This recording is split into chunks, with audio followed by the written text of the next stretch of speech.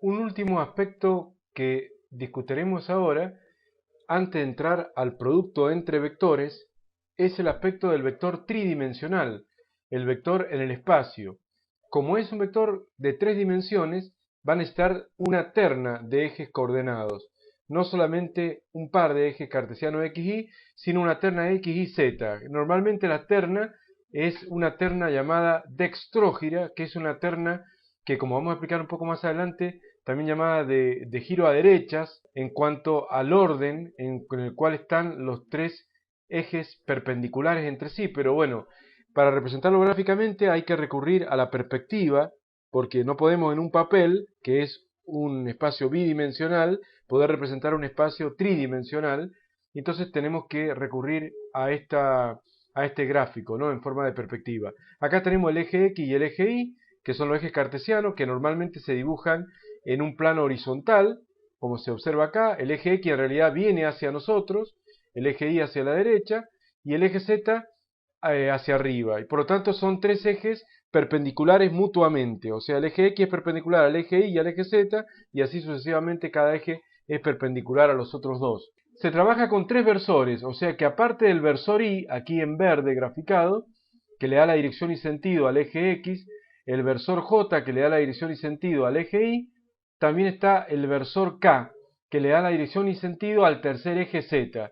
Y de esa manera cada vector termina siendo expresado con las tres componentes. Por ejemplo, en este dibujo, el vector sería, acá en perspectiva otra vez, el vector A, une el origen del sistema de coordenadas, que es el punto 0, 0, 0, que es la terna 0, 0, 0, con este extremo, cuyas coordenadas serían 2 de X, 4 de Y y 3 de Z. Observemos acá cómo ese punto proyectado, ese extremo del vector A, proyectado perpendicularmente sobre el plano horizontal, coincide con este puntito B minúscula, y ese punto, a su vez, proyectado sobre los ejes coordenados X e Y, son 2 unidades en X, 4 unidades en Y, y luego hacia arriba son 3 unidades Z.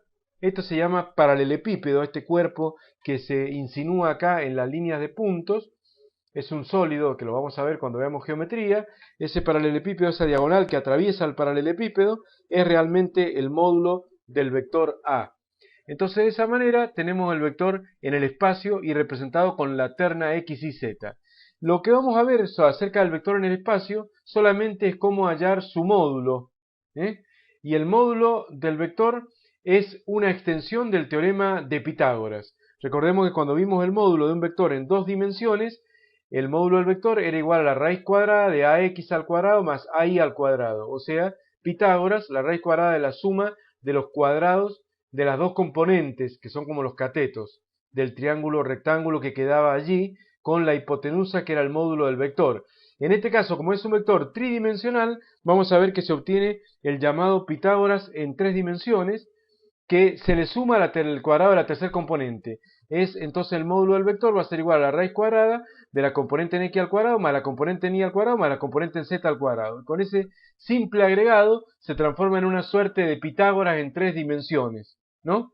Donde el módulo del vector a obtenerse sería la raíz cuadrada de la suma de los cuadrados de las tres dimensiones. Para demostrar esa fórmula es lo que está hecho este dibujo. Observemos acá el triángulo OAB.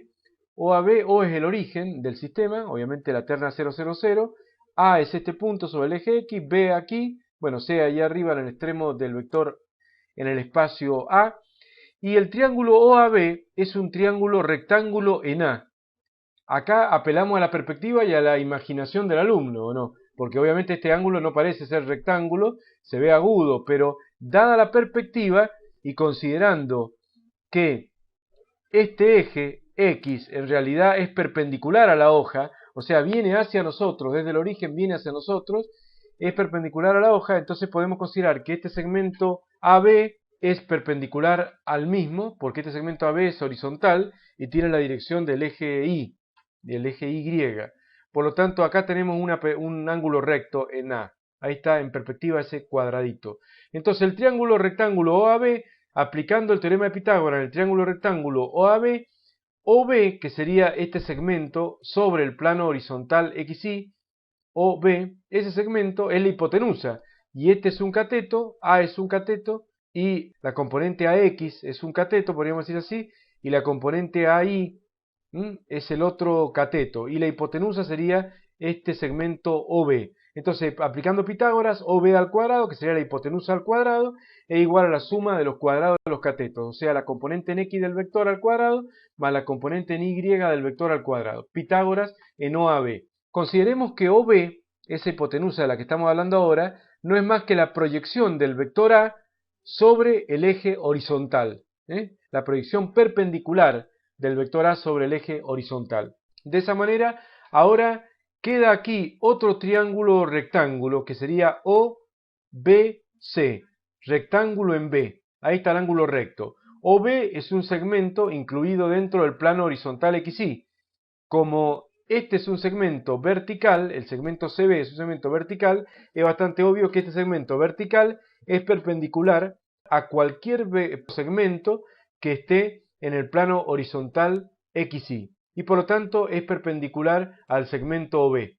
Y ahí está el ángulo recto, lo vemos en perspectiva. Y esta sería la hipotenusa en ese triángulo rectángulo OBC, y la hipotenusa sería entonces el módulo del vector tridimensional el cual quiero calcular ahora. Entonces aplico el teorema de Pitágoras a este nuevo triángulo rectángulo y voy a tener que la hipotenusa al cuadrado, que sería el módulo de A al cuadrado, es igual a la proyección OB al cateto OB al cuadrado, más la componente Z, A sub Z, que en este ejemplo es 3K, pero en este caso, en este ejemplo es 3, digamos, 3 verticales, que es de acá hasta acá, la longitud del segmento CB. Lo puedo mirar acá, 3 unidades, o mirar acá, es lo mismo. Entonces quedaría AZ al cuadrado. Y otra vez estoy aplicando el teorema de Pitágoras ahí. Entonces ahora reemplazo OB al cuadrado por su equivalente, que es AX cuadrado más AI al cuadrado, como está demostrado ahí, y de esa manera tengo que el módulo de A al cuadrado es igual a la componente en X al cuadrado más la componente en Y al cuadrado más la componente Z al cuadrado. Y finalmente el módulo de A es igual a la raíz cuadrada de todo eso, y ahí queda demostrado el Pitágoras en el espacio.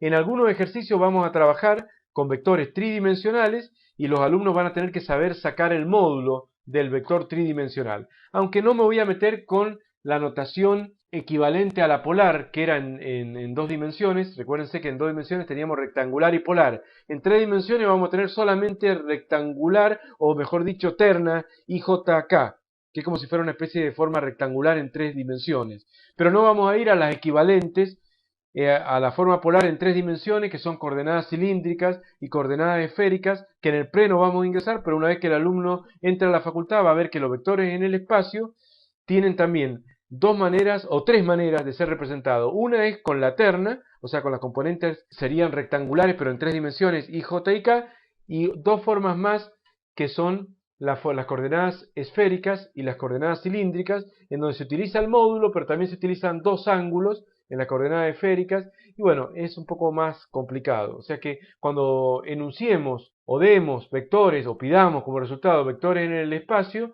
vamos a trabajar siempre exclusivamente en la forma de los vectores unitarios I, J y K durante el pre.